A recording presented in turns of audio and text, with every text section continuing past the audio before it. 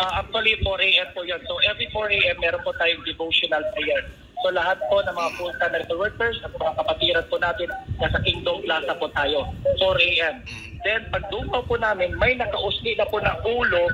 Yung gate po natin, malapit na po sa devotional area, yung main gate po dito sa Kingdom. Yung na po yung gate. At may nakadungo na po na ulo na naka-full battle gear. Doon na po, may terrain po tayo, takbuhan na po doon sa harap. So, may una po nakasampa, nagtaka ko may una nakasampa agad isang pulis na full battle gear, head to foot yan. Yung parang susulong ka sa gera, high power firearms lahat. Doon, inakyat po doon kasi may nakaharang tayo na fire truck sa gate mismo. So, hinarang fire truck, umakyat siya doon, inakyat ko rin doon. Tapos, para kami nagpatentero. Tapos, nagsigawan ako, Sir, meron po kaming lawyer, maghintay po kayo. I insisted na meron pong lawyer at hinanap ko, Sir, ano ba to? May search warrant ba? May warrant? Ano ba to, Sir? Ano bang operasyon to? Wala silang narinig. Continue lang sila. And then, pumapal na yung mga kapatiran natin sa likod, sumampa na rin sa fire truck, sa likod ng gate. At doon, nakita ko, full battle gear, ilang platoon, batalyon bang tawag dyan, hundreds of them. Alam mo yung pinapadala sa bakbakan doon sa basilan sa mga rebelding NPA? Ganun po, sir, kagarapalan at kabastos ang ginawa nila. Biruin mo, sir, nagdala sila ng mga ladder kasi nga aakyatin nila yung gate natin kasi nga hindi tayo aalis kasi I insist, sir, meron po kaming lorry, pwede ba makaghintay pero hindi po, sir, para po mga ambastos-bastos. Then, sir, napuntan nila yung isang gate. The right wing, mga bangag siguro yung mga sap. Kaya mga bastos, hindi nakikinig. May mga commotion na po nangyari. Tayo po dito sa Kingdom of Jesus Christ, very peaceful po. Kaya nakikiusap kami noon, Sir, wag po niyong ganyan, wag niyo pong gibain yung aming mga bakod at ang aming mga gate. Biruin mo, tatalian ng bakal. Baka yan ang mga hire ni Lisa Butog na mga sap. Hihilain para lang masira ang gate at makapasok sila. Ano to, garapalan, bastusan ito. Kaya nga, bastusan. Peaceful human being here, ang hinahanap lang namin. Sir, ano bang operasyon to? May papel ba ito ipakita? They are all silent. Sinabi pa namin, Sir, may lawyer po kami, Sir. Please, hintayin niyo po yung lawyer namin. Pero parang walang mga puso. Biruin mo, peaceful po, private compound po ito. Marami po dito pinapakain, tinutulungan ni Pastor mga full-time workers. May mga minor de edad, mga kabataan na tinutulungan mga anak ng full-time workers. Meron dito mga matatanda, 70, 80 years old, mga kabataan na tinutulungan ni Pastor na dito na nakatira sa loob ng Kingdom Compound. Private property po ito. Simbahan, church property po ito. At ang kanila lang pong parang wala silang narinig. At nakabalandra yung mga lalaki nila mga baril. And we are unarmed. Wala po tayong mga baril dito. Kaya nga, ang nakapagtataka niyan, after that, pinadala pa nila yung mga anti-riot team nila. At doon may mga malalaking mga truck from Police Region 10. I don't know kung protocol ba yan. Grabe no, buong puwersa. Mayroong Special Action Force, merong National Bureau of Investigation, merong CIDG, may merong NBI pa pala. Region 11, 12 at saka 10. Meron pang mga special agent na palipad-lipad pa ng mga chopper dyan, pagkapang-gapang pa mga sniper dyan. Alam po namin na, and we are harmless people. Wala po kaming bit-bit na mga baril kahit ano man. Ang pinakausap namin, Sir, mahinahon po kami. Ano bang gusto ninyo? May lawyer po kami. They are really forcing themselves para makapasok sa mga gate po natin. Kung pinapwersa nila, pero mo nakakatulakan na, mayroong kawawa yung kapatira natin na babae, ang liit-liit pa naman. Hindi ka maawa yan, walang kadala-dala, natumba na, aapakan mo pa ng combat boots mo. Ano yan? Yan, no? Inaapakan ng combat boots. Yung mga ginagawa niya, doon yun dapat sa mga bangag at mga kriminal. Yeah, mga bangag. We are living peacefully dito sa compound. Kaya hinihingan natin sila ng papel because we will surely obey kung ano po yung law. Tingnan mo, sir, about mga 1 hour and 30 minutes, dumating yung mga lawyers natin. Represented po, ano ba yung gusto nila? Ganito, meron pong silang mga nakasulat doon na mga buildings na bibisitahin, Bible School, JMC, Kingdom, halugugin nyo. So, 4 teams po sila. 16 to 17 na mga tao. May representative ang CIDG, legal team nila, NBI team. May leader po sila, lead sa grupo nila. At NBI pa pala. 10 na mga full battle gear, papasok talaga. Pinayagan natin, sir. Pinayagan natin. They search every building kung ano yung nakasulat doon sa search. O yun po ang gusto. Organize po tayo. nakita nila, sir, hindi po kami masasamang tao. Hindi po kami yung mga gusto ng kaguluhan. Ayaw namin ng kaguluhan. Kung kayo, mga basag dyan, bangag dyan sa gobyerno, puro ang mga utak yung kaguluhan, ayaw po namin kasi yan po ang turo ni Pastor Kibuloy sa amin. Mga bangag sa gobyerno. We wanted na i-lay down nila ano ba ang gusto yung i-search kung meron bang search. Yung warrant correct. Kailangan ba ito? Nagibain yung property? Itong property ng Kingdom of Jesus Christ, sir. Sakripisyo po ito ng mga full-time miracle workers, Kingdom Miracle members. Ni Singkong Duli, wala po silang contribution dyan. Tapos sisirain nila ng ganyan. Kaya nga. Karapalan ka pa. This is really overkill. Padalhan mo, sir, ng mga operatiba special mission. Ang haharap sa mga kababaihan, mga kabataan, mga Bible school students, mga matanda, sir, na inaruga dito sa loob. Walang kalaban-laban. Tututukan mo ng mga baril na ganyan. Aapakan mo ng combat shoes mo, hihilahin mo, ibalandra mo, ibalibag mo. Sir, binalibag pa pala yung babae. Really, barbaric action. And then, barbaric action ng mga bangag. Yun yung tagline natin, to serve and to protect. Sino pong pinoprotektahan ninyo? Kanino po kayo naninilbihan? Ay ilan lang? And then you will just tell us, sumusunod lang kami ng utos. Wala ba kayong puso? Hindi ba nyo nakita? We are unarmed. Ni isang baril, wala nga kayo nabitbit palabas, di ba? And then you believe na may private army, marami mga baril dito, that we are dangerous. Look at that. How unfair and injustice ang gobyernong ito.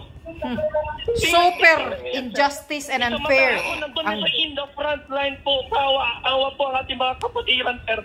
Walang kalaban-laban, sir. Biruin mo ganyan, sisirain lang. Pupunta kayo dito, sisirain lang. We are more than willing and welcome. Papasukin po kayo. Huwag po kayong maging barumbado kasi hindi po kami barumbado. Hindi po kayo naturuan ng mga magulang yung mabuting asal. Mga barumbado yan eh. Ang iba siguro dyan. Ni even a single evil, hindi po tinuro ni pastor sa amin. Tapos ganyan ang ginagawa nyo sa amin. Gabing kababuyan po. Kababuyan po ang ginagawa nila dito. This is a religious and church compound. Kung may ginawang kabulasugan, pang-abuso dito sa loob, kami na mismo ang lalabas. Kami mismo ang aalis. Sino pong mas nakakilala kay pastor? Kayo dyan na nasa labas? Kayo dyan na nabayaran? Kayo dyan na tikilpun sa bahan? Because for a mere amount of money, you sacrifice your honor, your dignity? Correct. Dito, sir. Malaki sigurong binayad dito ni sa butod. Baka mga milyon ang binayad dito. Mamatay mabuhay kami dito, sir. Kaya parang mga bangag na sumugod. Sa aming puso, puro kabutihan. And then, you will just arrive here in the wee hour of the morning, sir. Alas 4. Buti na lang, prayer po namin yun. Baka binayaran ito. Ninyo kami. Papasukin ninyo kami ng ganyan-ganyan. Kaya nilabag ang batas. Mga bakod namin, mga gate namin, puwersahan. Kami na mismo nakikiusap. Sir, sandali lang po. Meron po kaming lawyer. Pwede po natin pag-usapan ito. Biruin nyo yan. Para mga sabog, mga bangag. Para mga sabog, mga bangag. Lead leader nila, team leader nila dyan. Commanding officer nila dyan. Ganun ba tayo ang operation natin, sir? Kami na mismo nakikiusap. Any building sa loob, you can search it. Pero sa loob, sir, dapat may lawyer. Dapat, sir, mayroong mga video, may media po tayo. Dapat nga, may barangay captain, may official para makita. Makita fair and square po tayo, sir. Bakit nyo gaganyanin kami? And then, ihaharap nyo sa amin. Try to imagine. Try to imagine. Yung mga nakita ko lang sa palabas, sa movie. Yung full battle gear ka, may mga sniper. May mga sniper pa. Jesus, Ginoo ko. Everything, dinala nila, sir. Ui. At dito, walang kalaban-laban po kami, sir. Ang sa amin lang makiusap, may hinahon. Lay down everything. Gusto lang po namin makipag-usap. Kasi ayaw namin ng gulo. And then you will force yourself inside.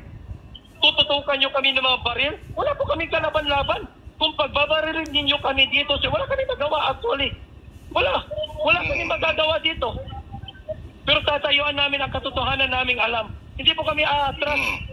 This is pure abuse in power. Yes. This is pure abuse in authority. Pang-abuso ng kapangyarihan ng mga yawa, mga hinayupak. Try to see the record of Sana mga matay kayo, atakihon kayo ng ISIS. Puro po pagtulong ang tinulong ni Pastor dito. Tinuruan, binago po ang buhay namin. Sumusunod lang sa utos kahit alam ninyong mali. Hindi po mga ordinaryong baril, sir. Mga hinayupak kayo. Hindi po mga maliliit, mga maiksi na mga baril. matataas na kalibre ng baril. Carlo? Matutroma po mga kabataan, mga minor dito, nandito because nag-prayer po kami. We are having our prayer here. And then sasalakayin ninyo kami. Ano ito, sir? War zone? Ano ito, sir? Iraq? Kaya nga, akala nila Iraq. Peaceful po dito ang compound na ito. Carlo, Parang mga bangag nga. pinapakita natin ngayon si Jade ito, Carlo, pinapakita natin ngayon para lang maintindihan lalo ng ating mga kababayan, masundan nila, itong ipinapakita natin, may isang fire truck at nagkaroon ng komosyon ata, nag-akyatan yung mga missionary workers. Andito ka ba that time, Carlo? Ito ba yun? Nandyan ako sa tuktok, sir. Ayun. Nandyan ako sa tuktok. May Unang sundalo na sumampa, nakapasok sa compound, sir. Unang sundalo. Tatlo yan sila eh. Nakasampa sa fire truck natin. Ako din sumamili sila. Ako po ang nagtipa sa aking mga kamay. Tinawag ko po yung mga kasaman. Mga kapatid, halina kayo kasi pwersa pinasok and I always exist. Sabi ko, sir, huwag po natin gawin ito, sir. Nakikita. Kaya mag-usap po. Nakikita ka namin dito, naka-jacket ka, yung likod mo may numerong 01. Ikaw ito. Para sa mga kababayan, masundan nila itong video. Talagang, yung mga otoridad, pinipilit. Sir, alam mo yun, sir, yung parang sasalakayin, sir, yung mga drug den, yung mga sindikato, yun yung utak nila. Biroy mo, and then when they found out, Nakapulburon nga siguro. Walang kutsilyo, wala lahat, sir. Kaya ganyan, di na nakikinig. Tapos prayer tayo, tapos ganyan, 3 of them. Buti na lang po, sir, kung magtaka sila, na-push po namin sila outside because that is trespassing. Hinahanap namin yung papel, black and white po tayo. Pakita nyo, ano yung search nyo? Bakit kayo papasok lang bigla sa compound po namin? Bahay namin ito, sir. Dito po kami nakatira. Kung yung bahay ninyo papasukin, papayag po kayo? Bahay niyo illegal na papasukin, gigibain yung bahay niyo, papayag ba kayo? Ito bahay po namin, dito po kami naninirahan. Totoo yan. Papasukin, babasukin, babuyan po tayo. Oo, at malinaw. Pinaanuhan yung mata ng isang sape, bumaba. Balikan lang natin si Brother Carlo. Malinaw na walang ipinakitang dokumento muna bago isinagawa yung kanilang paglusob dyan. Nakikita po ninyo, nagkaroon ng komosyon yung mga missionary workers bago lang po natapos, bago lang nagsisimula yung prayer natin dyan, partner. Ang malinaw, partner, raid muna bago paliwanag. Yun nga eh. Pero walang search warrant na dala. Walang dokumento. Arrest order ang dala. So, Sir Jay. Yan ang kikita natin ngayon sa video na ito. Nagkaroon nga ng komosyon pala. Itong ating kanina yan, pag madaling araw. Yun nga, pinipigilan. Nakikita po natin kanina doon sa fire truck. Yun po si partner Carlo. Yan po, nakikita po ninyo. Talagang matapang na umakyat at kasamaan, sunundan ito ng mga kasamang missionary workers din. Tignan po ninyo mga kababayan, kung paano po itong mga kapulisan natin persahan na gusto talagang pumasok. Pwede naman, sabi nga willing naman, open naman silang papasukin sana. Kung merong ipinakitang dokumento, wala bigla-biglaan po. Mga kababayan, itong ginagawa po ng mga otoridad, wala po silang tamang proseso. Ganyan na ho ba ang Pilipinas ngayon, Sir Jay? Ganyan na ngayon sa Bangag Marcos administration. Hindi naman natin nilalat, pero yung mga nandyan, puro malidukado Oo, nakakahiya mga officers dyan. Kanina, mabuti na lang at may dumating na koronel na medyo siguro mas matino ang pag-iisip. Kasi itong mga ito, pag napag-utusan, hindi po kayo sundalo. Pulis kayo. Ang pulis, ang linaw-linaw ng batas, civilian in character, national in scope, umasta kayo bilang civilian. Wala na tayong sinusunod ng batas dito, Sir Jay, yung ginagawa ng mga kapulisan dito. Kaya sabi ko nga, animal na tawag ko sa kanila dahil umaling animal yung pinapakita nila Mga hinayupak animal. When you follow the law and you are supposed to be a law enforcer, you're no better than an animal. Oo, okay lang sana kung nakita nila mismo yung taong hinahanap nila, wala Saka, Sir Jay, biglaan pilit pwersahan. Opo, partner, Sir Jay, pakita natin yung kopya ng warrant of arrest para makita talaga natin na hindi search warrant of arrest. At pinaliwanag ka ng mga abogado kanina na hindi tama yung kanilang ginawa. Dahil hindi naman nila nasilayan si Pastor doon sa compound. Under duress nga yung accommodation sa kanila, parang ano na lang para mapagbigyan lang si Mayor Baste na nakiusap na para mawala yung tensyon sa labas. dahil it's already creating so much tension, ay papasukin na lang. Pero anong tawag ito? Ilagay sa ayos. Kaya nung dumating yung mga abogado, saka lang nila ginawa yung sistema. Oo. Pero kung tutusin, bawal po yun. Hindi po dapat. Oo. Kaya lang dahil sa para maiwasan lang yung tensyon, tayo na ang gumawa ng paraan para mapagbigyan itong Kaya nga, mga tingnan nyo, pinapapasok na lang sila. Kahit walang search warrant. Ng KOJC. Sir Jay, balikan lang natin si partner Carlo Katiil dyan ngayon sa Davao City. Mismo ito, nasaksihan niya kung paano yung pwersahan na pagpasok nitong paglusob nitong mga otoridad. Carlo, itong video na ipinapakita natin para masundan lang na ating mga kababayan, mga anong oras ito exactly?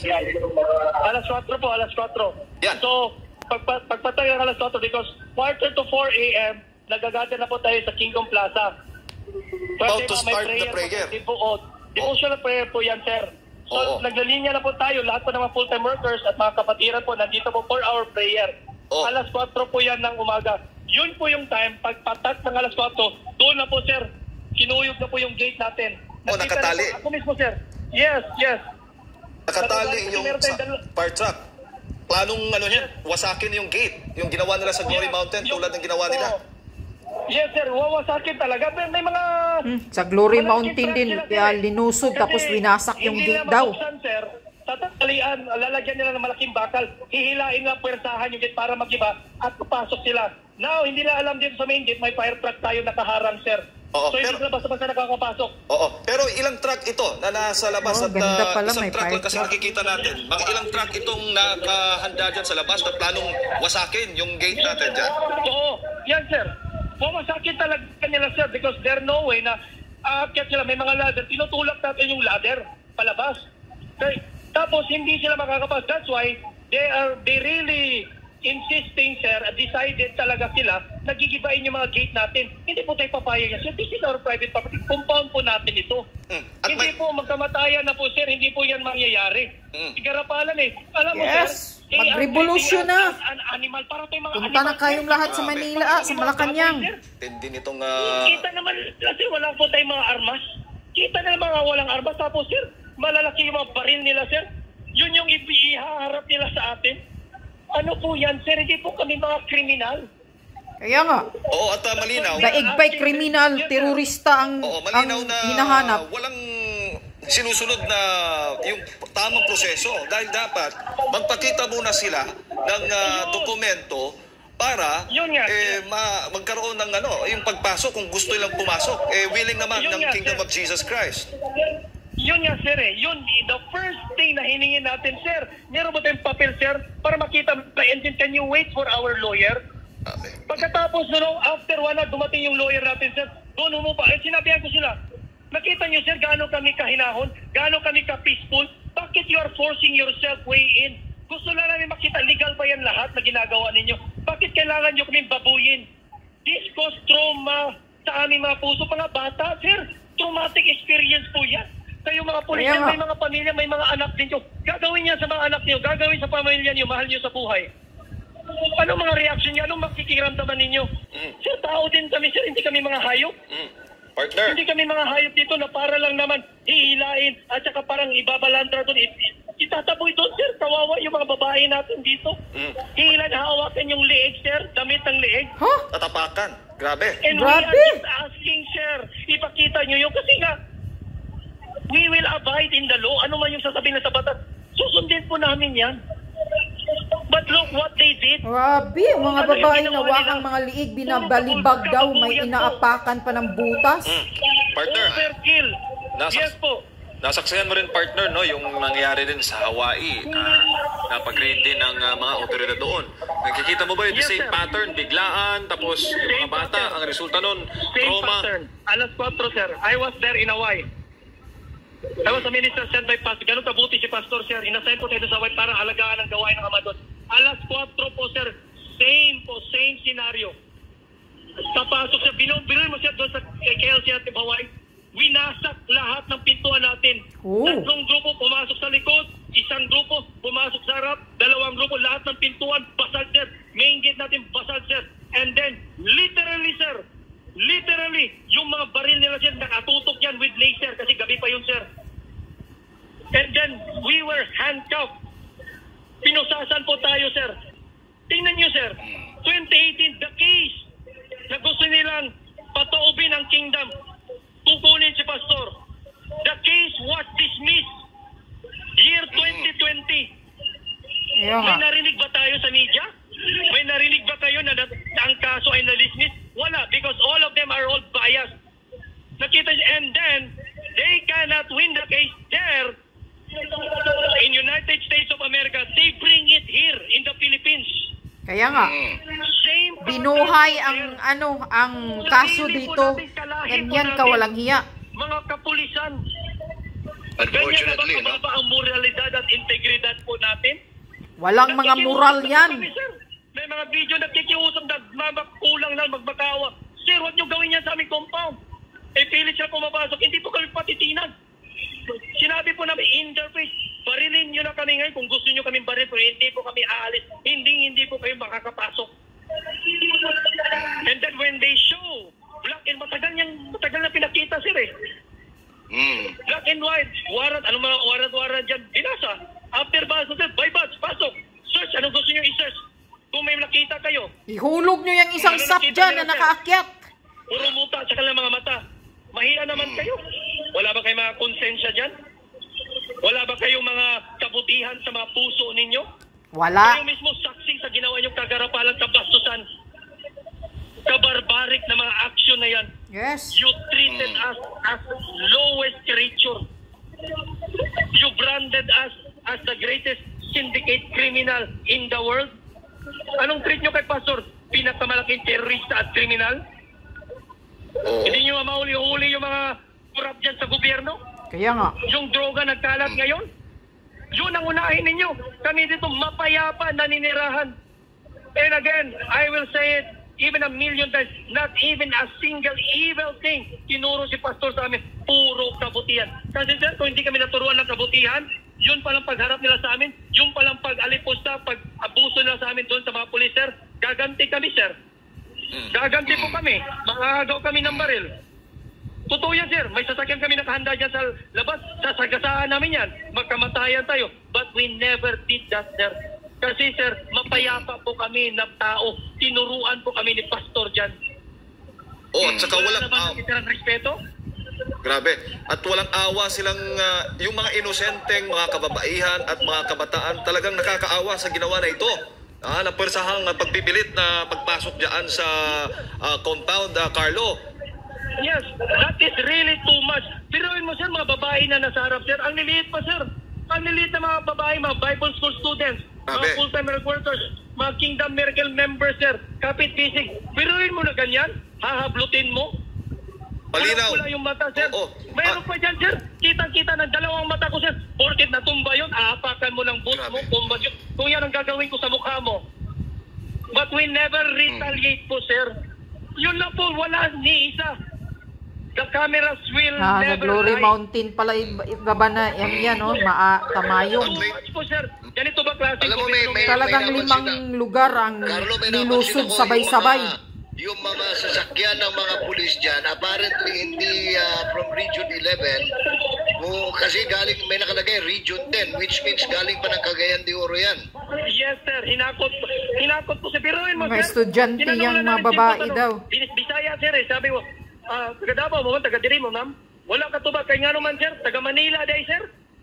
Biruin mo, sir. Kasagaran sila. Paano yan? Coincide ba yun, sir? Coincidence? They remove, without any valid reason, 40 police officers here in Davao City at papalitan nila sir ng mga Special Action Force. Tapos sunod, ito na nangyari. Ito yan ang plano. Sir. Ito yung endgame nila. Sasalakayin nila talaga tayo dito, sir. Yan ang plano. Pero Carlo, sa ngayon, Kaya nirelieve yung 40 daw kapulis sa Davao, pinalitan ng mga parang mga sabog. Compound ng The Kingdom of Jesus Christ. Okay.